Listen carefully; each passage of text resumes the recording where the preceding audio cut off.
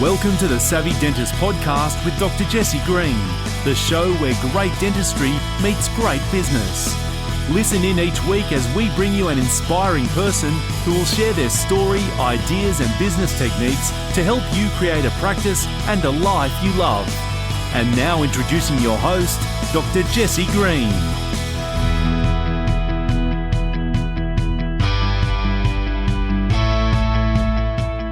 Welcome back to the Savvy Dentist Podcast, the show where great dentistry meets great business. It's Jesse Green at the control panels as always. And today I want to say welcome back to 2020. It's going to be a fantastic year and I'm really excited about what lies ahead. And in this episode, I want to share with you some thoughts, some practical strategies to help you make 2020 your best year ever. Now, before we do get into that conversation, just a couple of little things. If you've not yet found out about the Savvy Dentist Academy, please go and check it out. There's a heap of things there for you. What the Academy is, it's a blueprint as well as a set of resources and support structures to help you make your year the best ever. What I figure is that most people, when it comes to business success, they want to plan, they want to have some resources, and they want some support. And that's what we've put together in the Savvy Dentist Academy. So it's content on demand and coaching on the go, and it's there for you.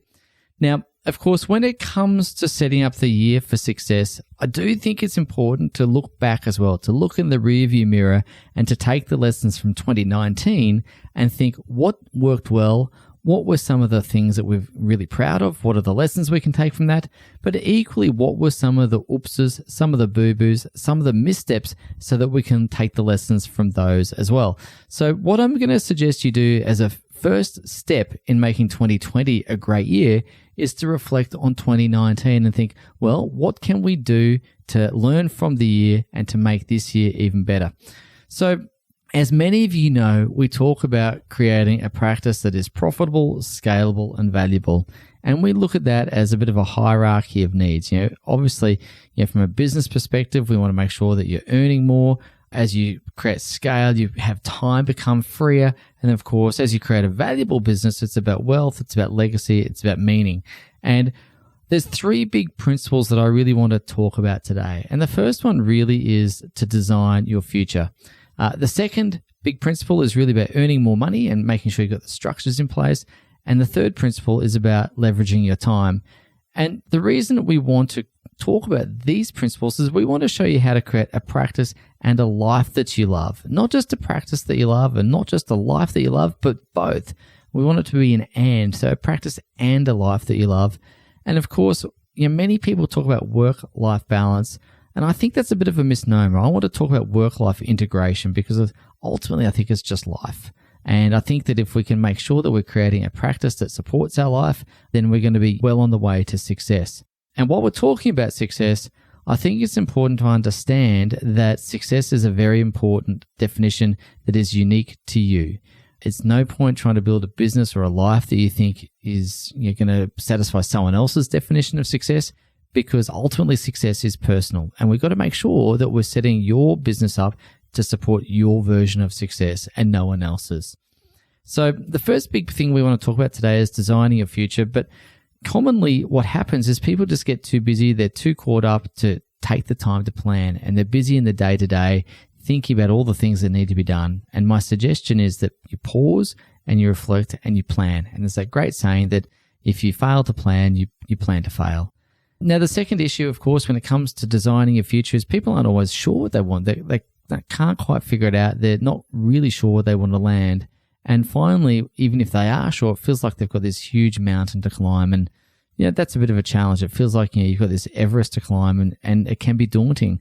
And that all just means that things often don't translate to action, when really what we want to be able to do is we want to be able to spend time on the activities that are going to make the most difference. So we want to be able to prioritize. We want to get clear about what you really want, and you want to have a process that's manageable, and you want to have a pathway to achieve that. Rather than feeling like you've got a mountain to climb, you've got a straight line path from where you are to where you want to get to. So my view is that when it comes to planning, we've got to be able to reverse engineer. And we've got to be able to reverse engineer our big picture vision down to where we are in 3 years and 1 year. So it begins with a 10-year vision. We then look at 3-year goals and 1-year milestones. But there's that great saying, I think it's a Tony Robbins saying actually, that we overestimate what we can achieve in a year, but often underestimate what we can achieve in a decade. So what I'm going to suggest you do is firstly get very clear about where you want to be in a decade. And you might say, look, it's now the beginning of 2030. I'm however old I am. From a practice perspective, I'd like the revenue to be X. I'd like the free cash flow or the earnings before owner's compensation or the net profit to be X. I want to be working so many hours clinically. I want to be working so many hours on the business, and I want to make sure that my effective hourly rate is whatever it happens to be. So you might want to put some metrics around your practice. You could talk about your team. You could talk about the number of locations. You could talk about any of those things that are relevant to your practice and your business. Then you might want to look at your 10-year vision as it relates to your personal circumstances. Where are you up to with your family, your education? What opportunities might you be taking advantage of? What sort of hobbies might you be pursuing? Any of those sorts of things. If you've got kids, how old are your kids going to be? What's going to be happening in the life of your family? And then what you're going to then look at is your wealth, your financial wealth. And you might think, well, what do I want my net worth to be? How much cash do I want in reserve? What investments might I have happening? So on and so forth. And finally, in a 10-year vision, we want to look at what does your day-to-day look like? What's your time spent like on a day-to-day basis in 10 years' time? Is it that you're taking your kids to school and picking them up? Is it that you're spending a certain amount of time with your husband or wife or partner so that you can enjoy that time together? You get the gist. So you want to make sure that you're looking at your 10-year vision through the lens of your practice, through the lens of your personal life, through the lens of your wealth, and then through the lens of your day-to-day activities. And once you've got that clarity, that really helps you think about, okay, if that's my 10-year vision, what do I need to be achieving in 3 years, and what do I want to be doing in 1 year? What do those metrics need to look like, and am I on track or am I off track? And so while we're talking about that, we need to then understand, if I've got this vision that I want to fulfill in 10 years' time, do I have the right business model to be able to achieve it? Am I working as a self-employed dentist in a practice, and maybe I'm doing really well with that? Maybe I've got a Lady Gaga type of business model where I turn up, I perform and I go, but I make really good money when I do it. Or am I looking for something that's got a bit more leverage? Maybe I'm looking to have some associates. Maybe I'm looking to have some therapists. Maybe I want to have multiple practices. And I want to just really take a moment to pause here, because I see that there is a trend to multi-practice ownership, and I think that's great. There's nothing wrong with that, and I've got lots of clients that do it, and they do it really well, and we help them with that. But I've also got clients that have a rock star kind of business, and they do just as well. In fact, economically, some of them do better. But the challenge with a rock star business is you don't get the same time flexibility, the same time freedom. So you've got to decide on what's going to be the type of business model that you've got. And then from there, it's a matter of saying, okay, if my 10-year vision is such and such, and my current business model is whatever it is, am I able to stay with that business model, or do I need to change the business model indeed? And so then really we need to figure out what needs to occur there. So if you're wanting to grow within your existing business model, maybe it's a case of just attracting more patients. Maybe it's a case of having a more skilled team. Maybe it's a case of, documenting my systems and processes, or maybe it's a matter of identifying risk and having mitigation in place, all those sorts of things. But you need to be able to understand, can you achieve what you want to achieve with your existing business model? And if you can, great. But if you can't, then what needs to happen? Do you adjust your 10-year vision, which I would suggest not? Or do you then go, okay, what sort of business model would I need to have in place to achieve my 10-year vision? And then start making strategic changes towards that. So again, that's really, really key. Now, the second concept I wanted to talk about today was about earning more. And candidly, I have the opportunity to speak to lots of practices, most of whom I don't get the opportunity to work with. But what I notice is that cash flow for some practices is quite tight, and they're often feeling like they're on the precipice, like they're one event away from a financial problem, whether the compressor were to break or suction goes down or something. And then others are feeling like the bank account goes up and down, and it's a bit of a roller coaster road. And many people just feel a bit stuck, and they're treading water and just getting by, when in reality, what they want to be able to have is that peace of mind where they're able to sleep at night. They've got consistent cash flow coming in, day out, and they're in control of that. And not only are they in control, but they're creating wealth for themselves, for their family. And so what that means is they need to have a blueprint. They need to have a financial blueprint, something that works all the time. Now, we have a blueprint called the Money Machine, and it's really designed to be really clear about what generates cash flow in a practice. And when you think about this, it's like having a Formula One car. On a Formula One car, you don't have mirrors, a rear view mirror, you don't have a cigarette lighter, you don't have a CD player, you don't have a boot to put your luggage in. You take away all the things that could potentially slow the car down. And so the Money Machine really is the Formula One version of getting money through the door, keeping cash flow flowing through the business. It cuts away all the extraneous things that you could do, and it comes back to the essential things that every practice needs, and it's the 80-20 rule. It's what drives most of the results. And what I've observed around this is that this Money Machine works no matter whether you're in rural, whether you're in metro, whether you're a high-end practice, a more family-oriented practice, whether you're wanting to have 2 or 3 practices, the same Money Machine works over and over again. And what that means is we need to make sure that we've got enough new patient flow, we've got an ability to keep people in our database and plug the leaks in our database. And the 3 big leaks are typically the recall system, incomplete treatment, and of course, cancellations and no-shows. We need to have a process for presenting treatment and measuring the conversion rates. We want to have structure in the appointment book because we all understand that you can be busy but not productive. So we want to have productive appointment books. And we've got to have some sort of financial measuring and tracking in place so that we know that we're on the right path. And finally, we need a dashboard. A dashboard is like you'd have in a car or any other type of vehicle where you can see how the engine is performing. And once you can see how the engine is performing, you can then fine tune and tweak and tune up the engine so it's producing the best possible results for you. So we do need to have all those pieces working in harmony together. If you've got one thing out of harmony, the whole engine suffers. And so it is the combination of those things, not just one thing, that makes the engine work really, really well. So every single practice needs a Money Machine. And at the heart of that really is a financial forecast where you're making projections, you're looking into the future and anticipating what your finances are going to be. And you need to have some structures to maximize revenue and to maximize cash flow. So, of course, when it comes to maximizing revenue, there's only 3 ways. You can see more patients, you can see those patients more frequently, or you can increase the average dollar spend per transaction. And that's it. Everything else is a detail, but they all fall into those 3 categories. And I want to share with you that if you can make small changes to each of those 3 categories, you can compound that out to have big results. So just as an example, if you were to have 10% increase in the number of patients, if you had a 10% increase in the frequency with which those patients came to the practice, which is recalls and all that sort of stuff, and if you had a 10% increase in the average transaction size across the board, then you're going to end up with a 33% uplift in your revenue. And that's significant.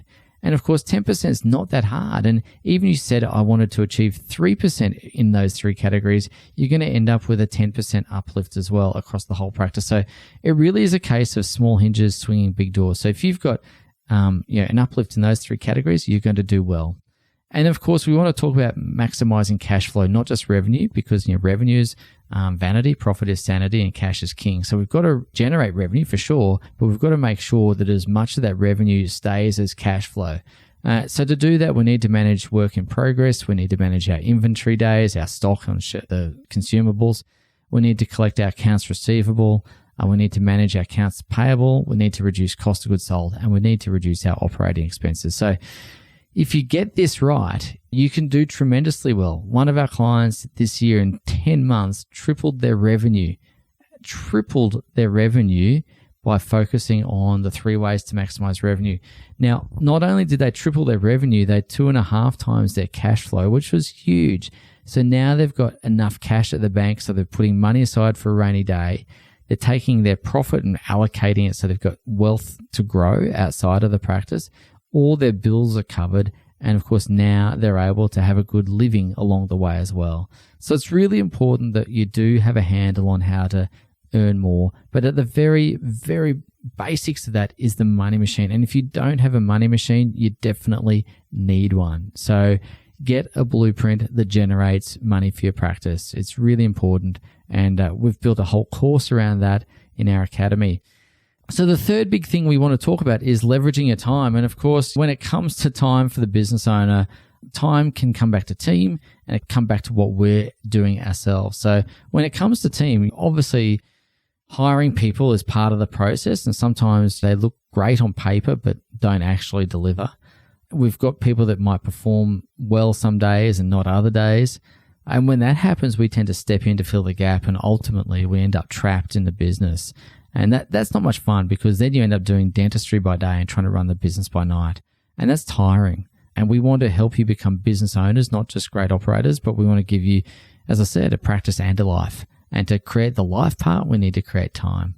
So what you really want instead is you want to have team members that do what they say. You want them working to their potential, and a team that steps up so that you're ultimately freed up. So that means we need to have some evaluation methods in place. Many of you heard me speak about the performance culture matrix before, where we need to determine whether people are a great culture fit and how well they perform in their role. And that leads us to a situation where we categorize people as A, B, C, or D players. And just to be clear, this does not reflect on whether they're nice people or not. It just reflects on how well they're going in their role. And so in reality, what that means is that if you've got an A player, they're a great culture fit, but they're also a great performer. And so a B player is someone who's a great culture fit, but they've got some skills to develop along the way. So maybe they're new to dentistry, or maybe they're in a new role within the practice, but they've just got some skills to develop. A C player is someone who's not a great culture fit, but they do perform quite well in their role. And this sort of person is the one that gives the practice owner the most grief. We've all had situations where we've been lying awake at night thinking about a particular team member. We get a little bit worried about losing them because they've got a skill set. We're not quite sure how we'd close that gap if they were to leave. And so we sometimes turn a blind eye to some of the things that annoy us or don't quite feel right. And my suggestion is you need to deal with that straight up. And you need to deal with that straight up, because if you don't, the culture of the whole practice is going to erode, and you run the risk of losing your A's and B players who are great culture fits, because the C player is souring the culture for everyone. And a D player is someone who's not a great culture fit, and nor are they a great performer in their role. They might be the loveliest person on the planet, but they're just not the right person for your team, and they need to find other things to do with their life. So once we've identified who's who in the zoo, we need to be able to have a process for training people. We need to regard ourselves as a trainee organization first and foremost if we've got any hope of scaling. So that means we need to have a structured process, not just for recruitment, onboarding, but for training. And we need to be able to bring people into the practice and get them up to speed really quickly, and then keep score. So that's a little bit about leveraging the team, but we also need to maximize your time. And that means we need to focus on activities that make the biggest difference. So utilizing your time for the highest and best use. And those types of activities are generally related to on the business rather than in the business. And they have a high impact in terms of their effective hourly rate or in terms of moving the practice forward. So we need to look at what we're spending our time on now. And I'd encourage everyone to write down all the activities that you do and ask yourself, am I spending time on an administrative activity, a clinical activity, on the business activities, personal activities, or even household activities? And then as it relates to the business, if you're spending time doing admin tasks, I'm going to ask you to consider at least to think about either delegating, eliminating, or automating that process. I see so many business owners creating a rod for their back because they're doing the bookwork or they're doing something that's just not the highest and best use of their time. And so we need to free up some time by getting rid of some of those low-end tasks. You know, if you are looking to get rid of admin tasks, you can hire someone for $30 an hour. And that's just clearly not the best use of your time to be doing those things. So then we need to look at how you use your time more broadly. And, you know, one of the tools that we have in our world is a default diary. And a default diary is templating your time like you would in your appointment book at work, but it's templating your time outside of that. So you've got some time put aside for key person meetings, critical thinking, your health and well-being, family time, and then of course business as usual sort of things. And we suggest planning each week using a weekly planner to map out what are the key priorities you need to achieve that week, making sure you're not doing too much. So just 3 or 4 key activities as it relates to 1 or 2 key projects, making a list of who you need to connect with and so on and so forth, so that you've got the week planned before it begins. So when you do have that time in your default diary, you're not sitting down going, now what do I need to do? You've planned the week in advance. And at the end of the week, you get to review how you went, what worked, what didn't. And then, of course, from there, you can make adjustments and changes for the following week. So when it comes to 2020 and making the best year ever for you, I'm not sure what's going to have the biggest impact for you personally. Maybe it's getting clear about your plan. Maybe it's knowing what your 10-year vision is, what the 3-year goals and the 1-year milestones are. And I think that's imperative. I really do think that's imperative. It might be that you need to generate revenue and cash flow and really make sure you're getting paid what you're worth. And you've got some thoughts around that. And then, of course, when it comes to time, we want to make sure you've got time for everything. You're not drowning under the weight of the work that needs to be done.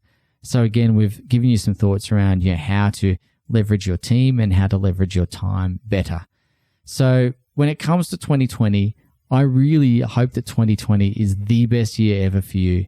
And as I said, it begins with a bit of reflection on 2019, what worked, what didn't, and making sure that you've got a plan, you've got some tools and resources, as well as some support to help you get that done. So I'm wishing you all the very best for 2020. If we can help in any way, please do reach out. Come and find us. hello@savvydentist.com, and we'd be really happy to find you there. Until next week, take good care, and we'll catch up soon. All right, bye now. Thank you for listening to the Savvy Dentist podcast with Dr. Jesse Green. For more free tools and resources, join the free Facebook group. Visit drjessegreen.com/Facebook. And for more episodes, visit drjessegreen.com/savvydentist.